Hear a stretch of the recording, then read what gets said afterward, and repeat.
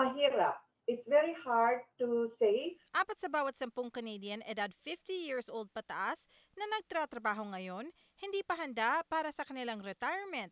Ito ayon sa isang pag-aaral ng National Institute on Aging. There's still lots of Filipinos in their 50s and above are still working.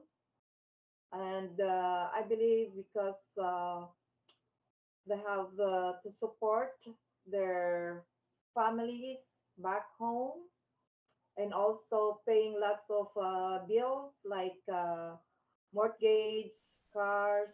Ayon sa team leader ng Filipino Seniors Intercultural BC, ang pagpapadala ng remittances sa Pilipinas ang isa sa dahilan kung bakit mahirap mag-ipon ang mga seniors. Lalo na yung mga apo nila, mahal-mahal nila ang apo nila, sinusuportahan nila sa pag-aaral, at saka yung iba may kapatid or whatever, extended family na tinutulungan sa pag-maintain ng kanilang medication, pagkain. Alam mo na sa atin. Isa pang hamon ay ang karaniwang mas mababang sweldo ng maraming Filipinong lumipat sa Canada. Even though you are well educated back home in the Philippines and when you work here, you don't usually get employed within your skills or qualifications.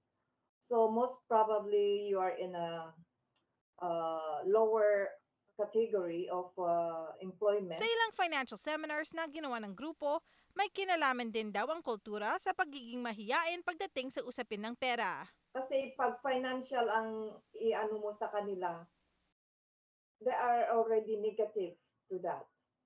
Sabi nila, wala nga kaming naipon, paano kaming magplano?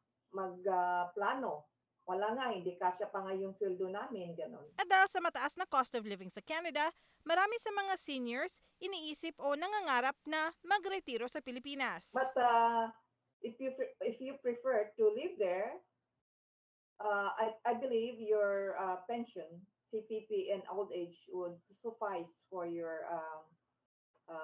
maintenance support. Pero kahit mahirap raw mag-ipon para sa retirement, nagpapasalamat pa rin ang grupo na mas malaki pa rin ang mga benepisyong makukuha ng mga senior sa bansa kumpara sa Pilipinas. Healthcare ang nakapa-importante because and then they added this dental care for seniors.